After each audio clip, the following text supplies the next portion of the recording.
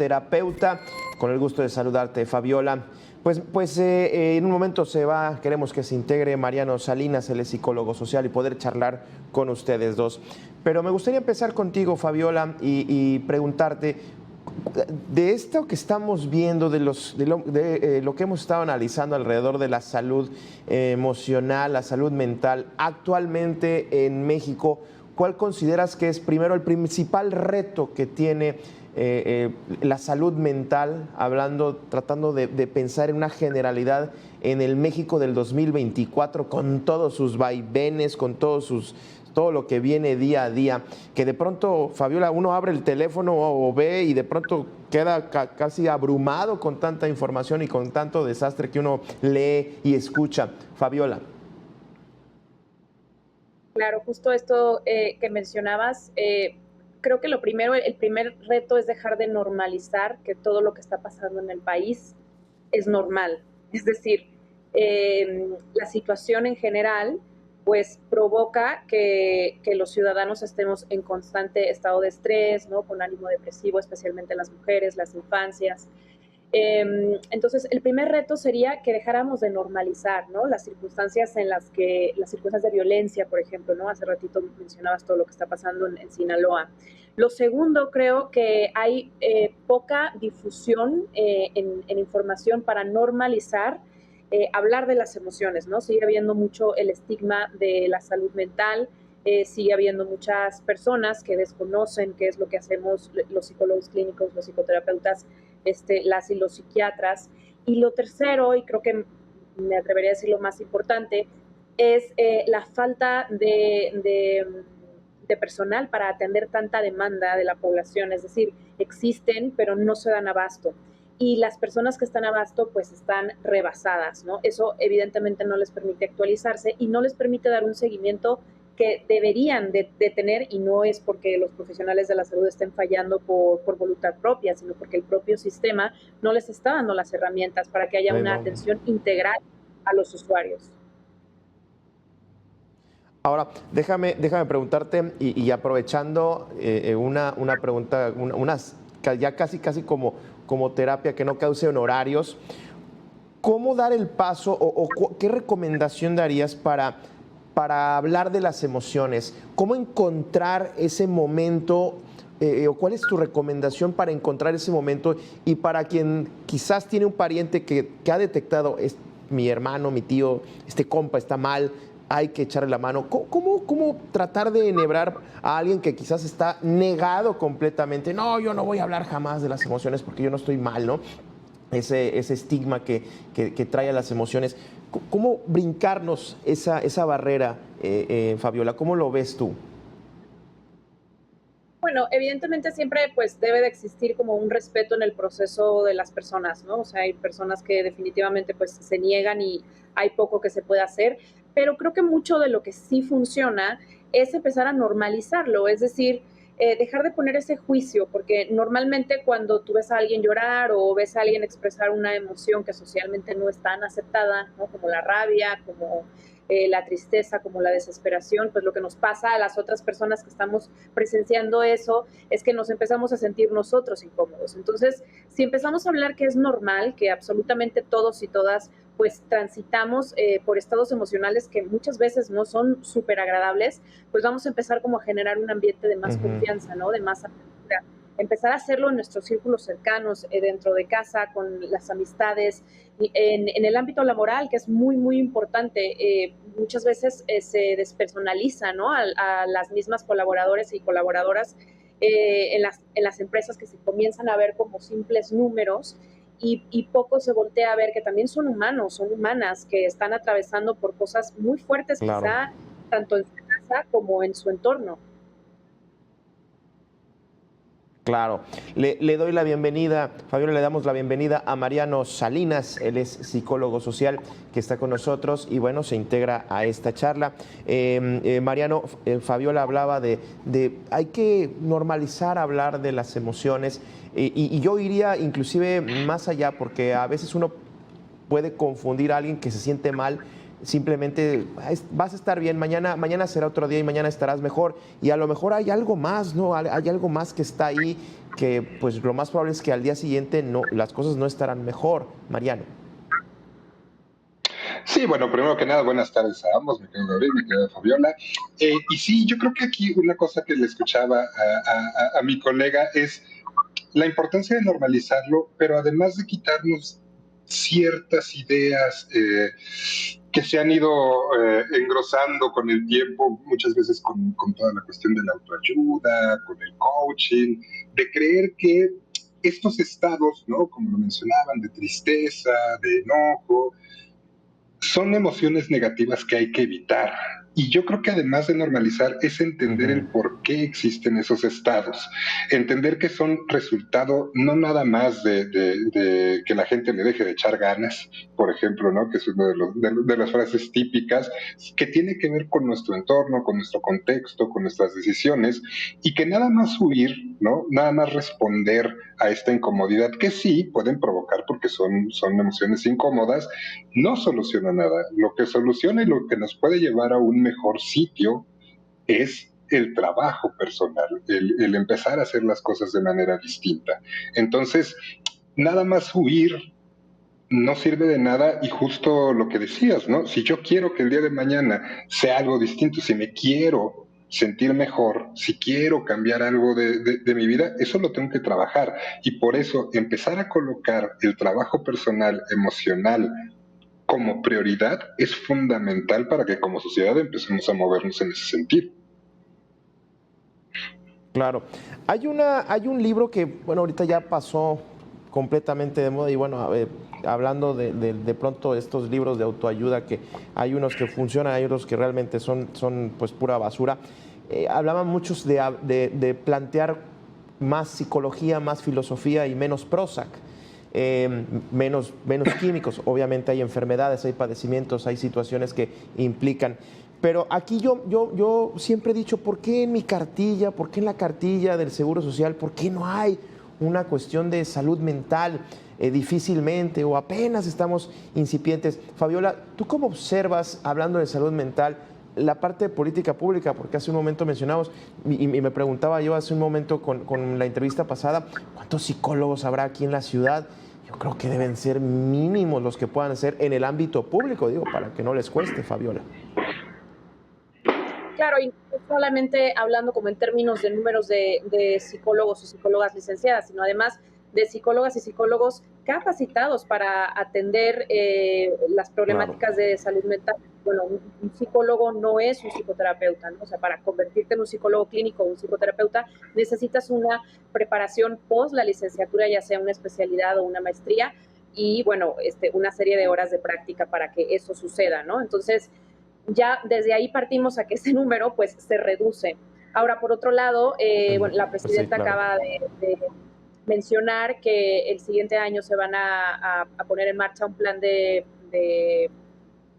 acciones, que no especificó muy bien cuáles son, pero yo tengo un poco la esperanza de que así sea, porque definitivamente pues la salud mental sigue siendo un tema en la agenda que no es prioritario, ¿no? Porque justamente no se están fusionando o no se están ligando los temas de salud mental con otras problemáticas de la población, pero es que la salud mental es un problema de salud pública, y si no se comienza a ver así, Claro. pues poca atención integral va a haber hacia las necesidades, ¿no? que la población presente.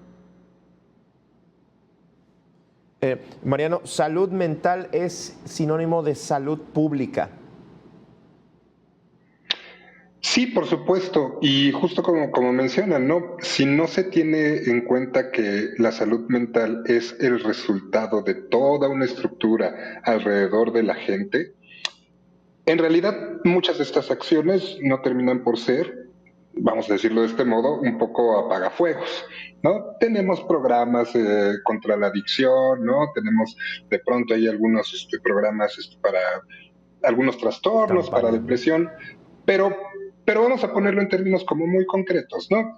México sigue estando muy por debajo en cuestiones de salarios, ¿no? En la mayoría de los trabajos.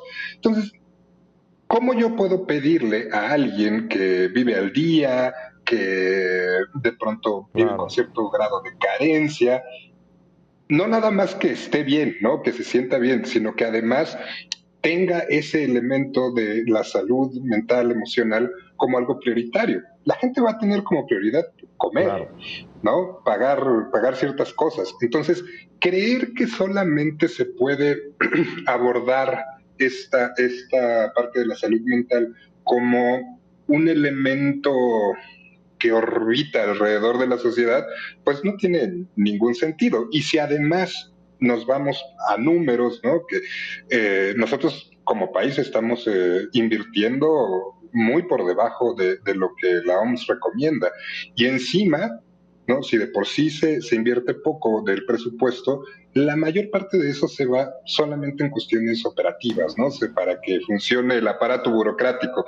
Entonces, en realidad, a mí me parece que no nada más no se está tomando como prioridad la salud mental a nivel social, sino que es un poco, dirían los clásicos, taparle el ojo al macho. Por lo menos sería mi opinión. Sí, sí, sí, sí. Oigan, denme oportunidad de ir a la pausa. Además de esto, yo estuve tratando de buscar datos sobre cómo estamos en materia de salud mental. Son muy pocos. No sé ustedes si inclusive si nos lo pueden compartir, pero yo leía un par de estudios al respecto de esto y realmente las propias artículos hablan de que es inclusive carente hablar de un diagnóstico y sobre todo pues con la violencia y la pobreza que estamos viendo. Voy a regresar con este tema, tengo que ir a la pausa y regresamos a debate. Pendiente, Fabiola, yo les pues ponía en la mesa, busqué varios, tratar de ver cuántas consultas, cuáles son los principales casos, cuáles son las principales atenciones que se tiene, pero digamos que de manera indirecta sí hay datos. Leía este anuario de morbilidad de la Secretaría de Salud y bueno, pues ahí hay ciertamente las consultas que dan a ciertos padecimientos que se pueden considerar trastornos emocionales y afectivos. No me voy a poner técnico con ustedes, por supuesto, pero para partir de una realidad mexicana, qué difícil es si no hay datos, o obviamente tienes lo que tienes cerca, pero pues me parece que es incompleto, ¿no? Fabiola. Claro, incompleto. Y además, justo eso, ¿no? O sea, los problemas de salud mental no se van a resolver en un consultorio, no se van a resolver en una oficina.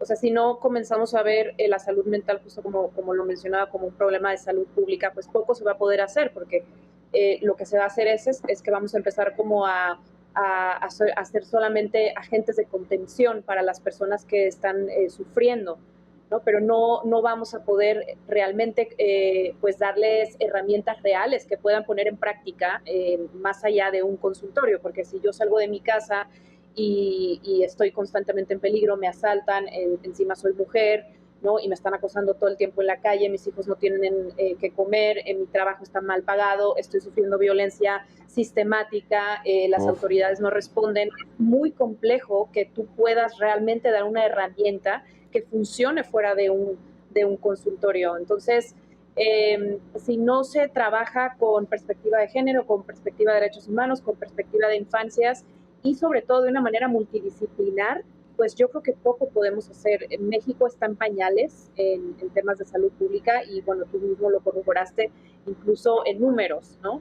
No hay un sustento que realmente nos pueda dar un panorama alentador. Sí, si le sumamos la realidad que tenemos en México, Mariano. Bueno, yo coincido totalmente y además tomando en cuenta una cosa, y esto puede ser doloroso porque todas estas cifras que ya de por sí son pocas, que aparecen desde todo el ámbito del servicio público, también reflejan mucho cómo, por desgracia, el acceso a este tipo de servicios normalmente tiende a ser más bien un privilegio, ¿no? La realidad es que Sí. a falta de espacios a nivel público, bueno, uno en teoría podría recurrir al privado, pero vaya, no necesariamente vivimos en un país que te facilite eso hablando de dineros. ¿no? Porque realmente no Claro. es un servicio que cualquiera pueda sostener, porque además no es voy 2 veces y ya salió, ¿no? El asunto. No, Una es un aspirina y trabajo ya. constante. Exactamente, ¿no? Y lo complica, y si encima nos ponemos así como muy exquisitos, que de pronto se dice, no, es que tienes que ir con el terapeuta y además con el psiquiatra, y pues obviamente eso implica a lo mejor pagar medicinas y todo, se vuelve una cuestión que es simple y llanamente inaccesible, ¿no? Y por eso es la importancia de que se empiece a tomar en cuenta a nivel estructural todo lo que implica la salud emocional a nivel social, que además nos convendría mucho, pero evidentemente, como lo mencionabas, esta parte de la realidad mexicana. Si yo de pronto estoy aquí dando una entrevista y resulta que empiezo a escuchar un tiroteo y tengo que dar el resto de la entrevista a pecho tierra, ¿qué consultorio me va a arreglar eso? Imagínate, sí, sí, totalmente. Ahora, vamos, me gustaría para enfocarnos y ir cerrando esta charla a sus propias experiencias como profesionales de la salud emocional y como, por supuesto, como psicólogos. ¿Cuáles han sido, Fabiola, los retos que has tenido actualmente? Y no sé si ha habido algún tipo de evolución sobre los padecimientos más comunes, más, digamos, que se te ponen en la mesa o ahí en la sesión. Y sobre todo, ¿cómo identificarlos para la gente que nos está escuchando, Fabiola? Sí, bueno, hablo de experiencia propia. Yo acompaño a mujeres víctimas de violencia de género y a sus familias. Entonces, bueno, los retos son muchísimos porque la mayoría de las mujeres violentadas, por no decir que casi todas, no cuentan con recursos económicos. Entonces, el reto aquí es que justamente el trabajo terapéutico que hacemos para que ellas, por ejemplo, puedan salir de una relación de violencia, pues se destruye porque afuera no hay ningún tipo de recurso que las arrope a ellas y a las infancias para que puedan continuar su libre acceso a una vida pues sin violencia, ¿no? Porque lo que va a suceder es Claro. que dejan de, por así decirlo, como de sufrir esta violencia que viven en casa, pero luego se enfrentan a la violencia institucional que las autoridades ejercen sobre ellas. Entonces, el reto creo que sigue siendo el mismo. No podemos simple y sencillamente, pues, reducir la atención a lo que nosotros podamos hacer desde este lado, desde lo civil, por así decirlo, porque yo no soy servidora pública, y no contamos con este Claro, lo apoyo privado. de las instituciones, exactamente, porque desde lo privado sigue siendo un privilegio, como lo dijo el compañero, ¿no? Es un privilegio, muy pocas mujeres pueden acceder a eso, ya ni siquiera hablemos de la atención a lo que requieren las infancias y sobre todo esto, ¿no? La parte médica, o sea, porque normalmente pues se debe de, bueno, no se debe, pero en algunos casos se tiene que acompañar de la intervención psiquiátrica y las medicinas también cuestan mucho dinero, entonces se vuelve insostenible. Entonces el Claro. reto es que pues intentamos como sostener acá, pero realmente afuera hay todo un sistema que nos tumba todo el trabajo. Uf. Mariano, tu experiencia. Bueno, en mi caso, por supuesto que aparecen, ¿no? Este tipo de casos de violencia en la pareja, depresiones, problemáticas dentro de la pareja, que no necesariamente tiene que ser una cuestión de violencia. Pero a mí lo que me llama mucho la atención es cómo esta visión latinoamericana que tenemos, ¿no? Todavía un poco conservadora, todavía un poco muy preocupada por la corrección política, de pronto detonan muchas problemáticas que jamás van a aparecer en este tipo de mediciones y que sin embargo, por lo menos en mi experiencia, son cuestiones que afectan mucho la vida diaria de las personas. Por citar un par de ejemplos, todo lo que tiene que ver con el ambiente laboral tan tóxico que se ha generado en esto que se conoce como el godinato es terrible. O sea, el grado de presiones que tiene la gente de pronto es algo aterrador. O por ejemplo, en esta versión latinoamericana, las violencias cuasi invisibles que existen en la familia, ¿no? De pronto de madres o de padres que pues no golpean a nadie, pero como si sí, de pronto también aparecen por lo menos en mi experiencia, con mucha frecuencia en el trabajo de las personas. Y entonces es entender justo eso. Cuando hablamos de salud mental, de salud emocional, no estamos hablando solamente de la ausencia de un trastorno en específico. No estamos hablando solamente que no representen un número dentro de estos grandes medidores, ¿no? De suicidios, de violencia, sino que Claro. existe todo un caldo de cultivo que si no somos Uf, capaces sí. de hacernos cargo de lo más visible, todo lo que hay abajo y que también afecta a la gente porque es del día a día, pues es terrible, ¿no? Y eso, insisto, son cosas que si lo otro no es prioridad, pues esto menos. Afortunadamente yo creo que este tipo de trabajos en estos espacios pueden ayudar mucho a la gente pagando sus costos, porque Claro. no es fácil, no hablo monetario, personales, pero vaya, sí se tiene que tomar en cuenta.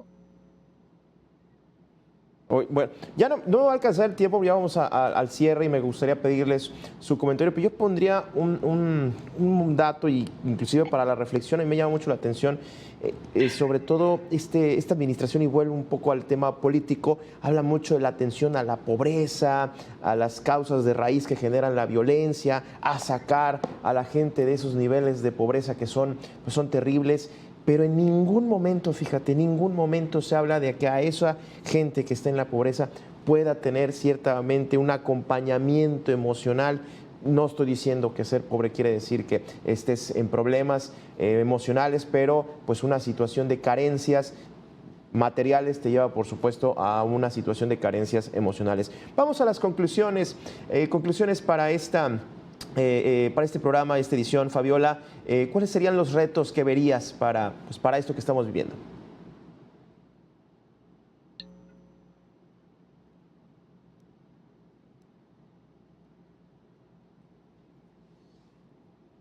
Perdón, estaba silenciada. Decía que Bueno, adelante, adelante. sí, perdona, decía que un fuerte llamado a las autoridades para que pongan el ojo en temas de salud mental y que no solamente sea una visión simplista de lo que significa, ¿no? Como lo que Bien, pensamos en salud mental, trastorno, sino como lo comentamos, que se vea como una visión integral y que todo está entretejido, ¿no? Y que si no se comienzan a bien. abordar las distintas funciones para atender las distintas problemáticas de la población, pues en temas de salud mental vamos a seguir estancados y es urgente. Para mí es una crisis. Estamos en una crisis Ya. de salud en general, Mariano, pero también de salud mental. Yo, Mariano, rapidísimo, 30 segundos la para cerrar tu clásica, conclusión. quien tenga oportunidad, vaya con especialistas de veras. No se arreglan las cosas con un libro, no se arreglan las cosas con una pastilla, ni se arreglan las cosas con un coach. Es invertir en uno, dense la oportunidad y bueno, así también podemos ir avanzando. Claro. Me sumo a esto último también y obviamente pues el llamado a las autoridades. Fabiola, Mariano, muchísimas gracias por haber estado con nosotros y haber cerrado semana aquí a Debate. También a usted, muchísimas gracias por haber estado con nosotros y le pido por favor que se quede en Mega Noticias.